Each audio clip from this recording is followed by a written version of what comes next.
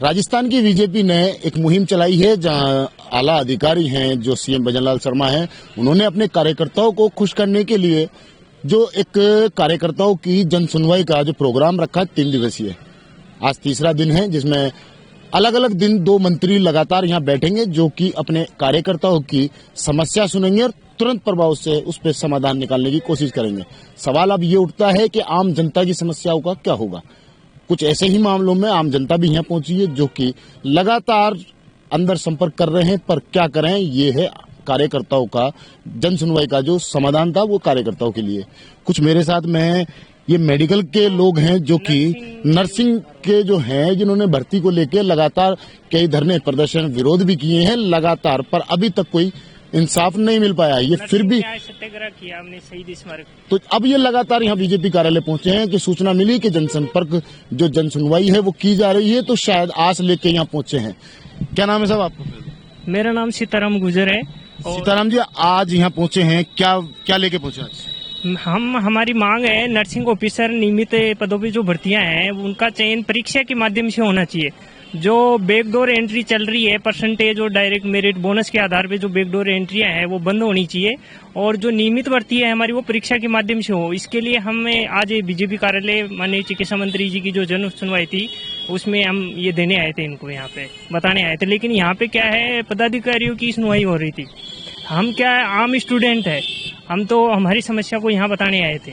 इस समाधान के लिए जो कार्यकर्ताओं की जन सुनवाई हो रही है, क्या लगता है, क्या देखते हो इस बारे में, क्या कहोगे? अब वो तो देखो मंत्री जी के ये देने के बाद में काम होता है तो देखेंगे, नहीं तो जन सुनवाई तो होती ही रहती है। मिले मंत्री जी आपसे? हाँ, मंत्री जी से भाग दौड़ करके हमने लास्ट में उनसे संपर्क किया, उनको दिया ज्ञापन, उनको बताया हमारी समस्या। उन्होंने कहा कि हाँ हम संज्ञान में लेंगे इसको। क्या कहा उन्होंने? उन्होंने देखते हैं हम दिखवाते हैं इसको। क्या लग रहा है कि कुछ हो सकता है? नहीं, अभी तक तो हुआ नहीं। हम तो तब मानेंगे ना तब हमारा काम हो और हमारी भर्ती जल्दी से विज्ञप्ति जारी हो, आरपीएससी से हो, परीक्षा के माध्यम से चयन। कितने लोग हो आप इसमें? हम लाखों की संख्या में स्टूडेंट है, 1 लाख से अधिक बेरोजगार है नर्सिंग हो हमारे। मुख्य जो मांग है वो क्या है आप लोगों की? हमारी मांग है कि नियमित पदों पर नर्सिंग ऑफिसर की भर्ती परीक्षा के माध्यम से चयन हो। जो अभी वर्तमान में बैकडोर एंट्री मतलब परसेंटेज और बोनस के आधार पे भर्तियां हो रही है वो बंद हो, और जैसे मान लो अन्य विभागों में जो भर्तियां परीक्षा के माध्यम से हो रही है, जैसे आरएस मान लो, सब इंस्पेक्टर पुलिस मान लो, चतुश्रेणी के पदों पर भी भर्तियां परीक्षा के माध्यम से चयन हो रहा है। तो हमारी सब इंस्पेक्टर के पदों की ग्रेड पे की बराबर की भर्ती को ये परीक्षा के माध्यम से चयन क्यों नहीं कर रहे? ये परसेंटेज के माध्यम से चयन कर रहे हैं, जहाँ बैकडोर एंट्री हो रही है, बोनस जो ठेकेदारों के थ्रू पैसे देके लोग लग रहे हैं और बैकडोर एंट्री कर रहे हैं और वो बोनस के थ्रू आगे नियमित हो रहे हैं, तो वो बंद होना चाहिए। भाजपा सरकार ने पहले 2018 में लिखित परीक्षा से भर्ती की थी, लेकिन सरकार जाने के बाद कांग्रेस सरकार ने इसको चेंज कर दिया और मेरिट बोनस कर दिया। अब वापिस हम भाजपा सरकार को बताने आए कि आपने 2018 में परीक्षा से भर्ती की थी, तो अब वापिस ये भर्ती परीक्षा के माध्यम से चयन हो नर्सिंग ऑफिसर। काफी लंबा संघर्ष आप लोगों ने किया है, धरने प्रदर्शन हर चीज की है, हर मंत्री विभागों से मिले हैं। क्या लग रहा है कि अब हो सकता है आपका? बिल्कुल, हमें लग रहा है कि भाजपा सरकार सकारात्मक है इस पे। यदि हमारे सोचेगी तो बिल्कुल जरूर होगा। माननीय मुख्यमंत्री जी और मंत्री जी इस पे संज्ञान लेंगे तो जरूर हमारा काम होगा। हमने अभी नर्सिंग न्याय सत्याग्रह शहीद स्मारक पे किया था, उस टाइम भी हमें आश्वासन मिला था, लेकिन अभी हमारा काम पूरा हुआ नहीं।